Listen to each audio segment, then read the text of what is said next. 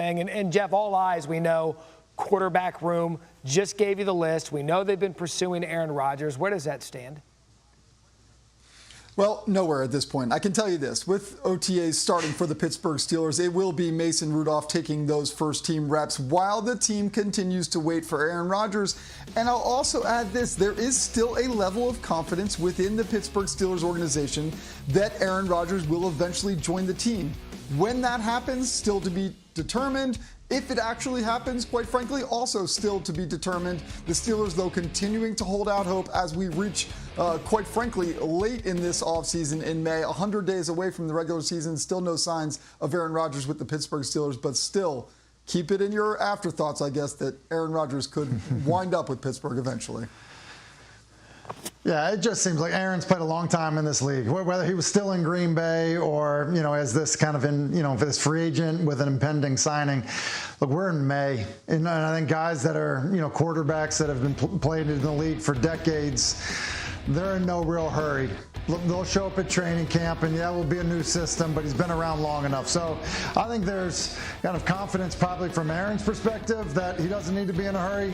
And I would even say probably from the team's perspective that they can feel that same way. So, Jeff, I just would agree with you. I don't think that the urgency that many fans and maybe even some other younger players feel, in early May, I don't think Aaron Rodgers or the Steelers necessarily feel that way. Look, would it be great to have him there? Sure. But is it a must-have this time of year? I think it's far from that. Yeah, there's nobody to say he's not doing stuff off the field to prepare himself for an upcoming season, if in fact he's going to play, which, as Darlington alluded to, we don't know if he's even going to play football next year. Speaking of quarterback quandary, the Browns, they begin OTAs today. They've got 4 guys in their quarterback room. That, of course, includes Shedeur Sanders. That doesn't count the injured Deshaun Watson. So, Hasselbeck, what are the challenges that come with managing a quarterback room of that size? Well, you want to give people the opportunity to compete and win a job. And I think that's the number one thing. People have to realize that you don't have gigantic roster sizes. So, typically a team period may be 12 to 14 reps. Well, you divide that by 4. It's not a lot of opportunity for the guys. No, in the same time, your head coach is really, coaching for his job. And so, when you just stack it up and say you've got a Super Bowl winning quarterback in Joe Flacco, a former first-round quarterback in Kenny Pickett, who was the backup to the Super Bowl winning champs a year ago and started games, he's ready to play, you would think. And then young prospects, one drafted earlier than the next, to give them all reps is difficult, which means, then you're concerned about, are they happy? Are they frustrated? What does that do to the dynamic of your quarterback room, which can ultimately impact the dynamic of your football team? So, look, it's a challenge. They're not the only ones dealing with it, but it does feel like the most unique one in the National Football League right now. You're absolutely right. This is one of the more understated and complicated components to drafting multiple players and adding free agents. You have to find repetitions to create that competition. I've spoken to a number of teams who said, yeah, we would love to add quarterbacks in the draft to see if you can sort of hit on one in one of those later rounds. But this is the complication when you do that. Suddenly you do have Gabriel and Sanders joining a competition and really not getting the reps perhaps necessary for a rookie to not only win the job, but also understand the offense. So it is a complicated component facing the Browns, one they will continue to try to work through by splitting up reps until someone earns that job. But I do not anticipate, based on my conversations, that they will make any type of decision about distributing reps outside of evenly at this point for the Browns. And you look at that list, I mean, Flacco's a veteran. Kenny Pickett's been there before. So if you really wanted to take a look at both of these rookie quarterbacks, Gabriel, a third-rounder, we know Shedeur went in the 5th. OTAs and minicamp might be a good time to do that before we arrive at training camp in July. We'll arrive back with you gentlemen in just only 100 days until the opener. So players gearing up for OTAs, and we are keeping it 100. Jeff Darlington and Tim Hasselbeck. I initially fought against this segment because I'm against countdowns to football season because I want to enjoy my summer, but here we are. It's 100 days. It's a nice, clean number, so we're going to play along. Tim, we're going to give you benchmarks, and each of you get to answer the question. We're going to start with you. Who will be the quarterback with 100 completions first? I'm going with Tua Tagovailoa, and partly because just the style of their offense. They get the ball out quickly. They obviously, have really talented wide receivers is the reason they do it. And you go back 2 years ago, Tua had 560 completions. He's usually one of these guys that kind of hovers right around 70% completion percentage. So I guess this is outside the box a little bit, but I think Tua is going to get there because of that style of offense. Yeah, Tim, I'm going to use a similar rationale when I say Jared Goff will be the first one to get to 100 completions. They don't have Ben Johnson, so it'll be interesting to see how this offense evolves. But I do think that Jared, in general, is very capable of getting the ball out quick, getting completions. He has targets that he is comfortable with. Now, will he have the type of game where he had 18 consecutive completions in Week 4 to help kind of get him there faster? That's not an easy feat, but he is the type of player who will complete a lot of passes every game. I think that he gets to 100 first. Slight edge to Hasselbeck, slight edge, but I think they're both great picks. Darlington, you're starting this one. Who's going to be the first wide receiver with 100 catches?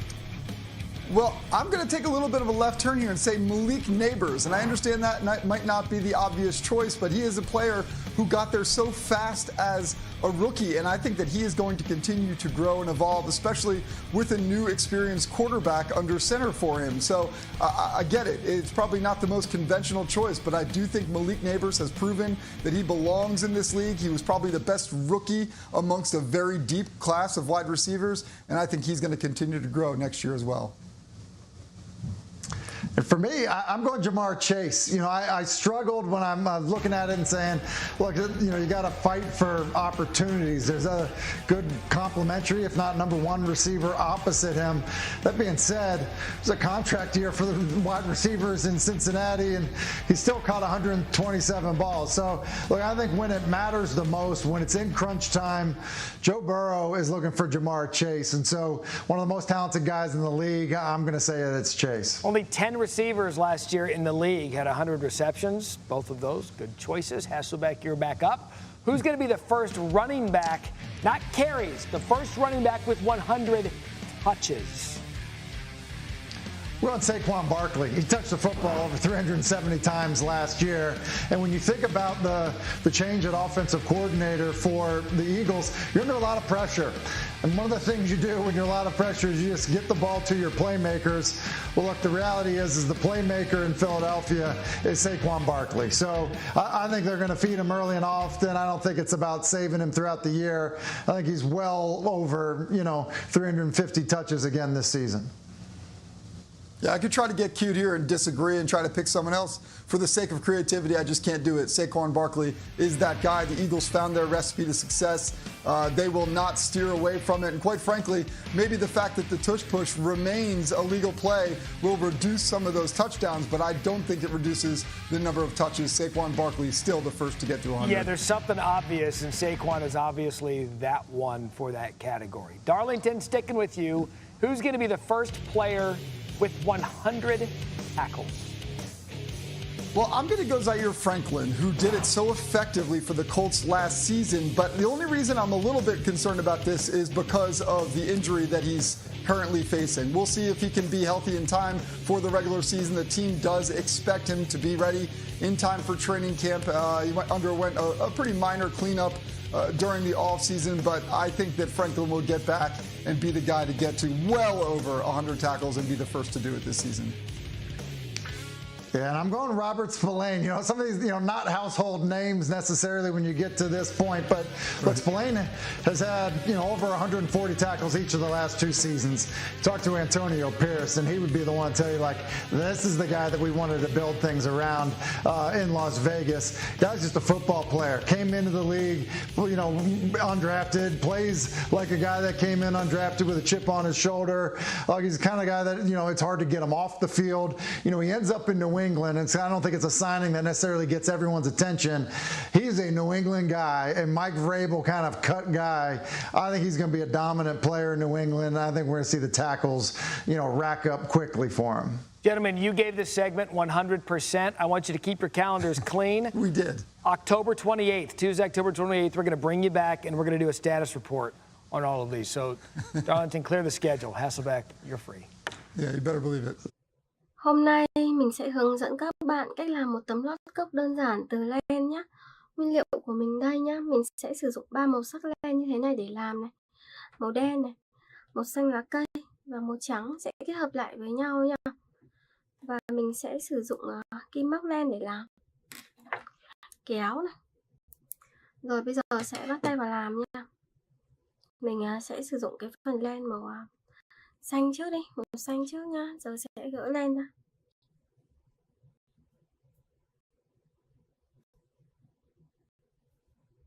Đây, cái đầu len này. Đầu tiên thì mình sẽ móc một cái hình tròn nha mọi người. Đây, móc một cái hình tròn.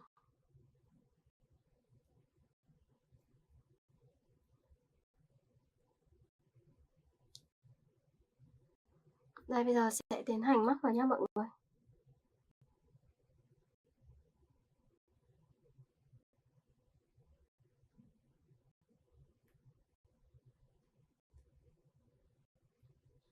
Đây, móc vào. Cứ từng mũi nửa kép một móc xuống, đến khi được hình tròn thì mình dừng nhá. Đây, mũi nửa kép như thế này. Mình tiếp tục mình móc những mũi nữa xuống. Mũi tiếp theo.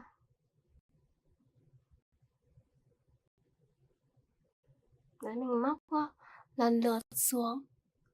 Tiếp nha mọi người.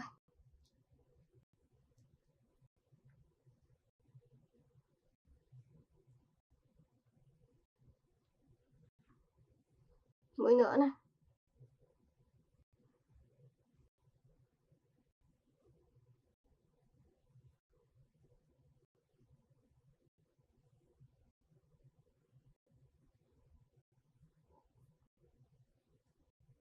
Đây, mình móc tiếp xuống, cứ lần lượt cho đến hết.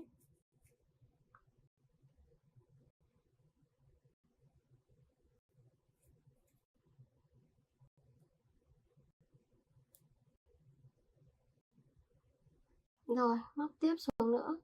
Cứ luân phiên cho đến hết.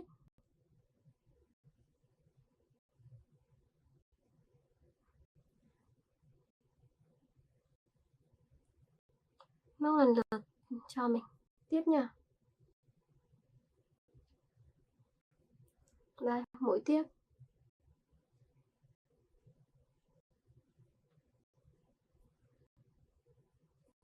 Mũi nữa này.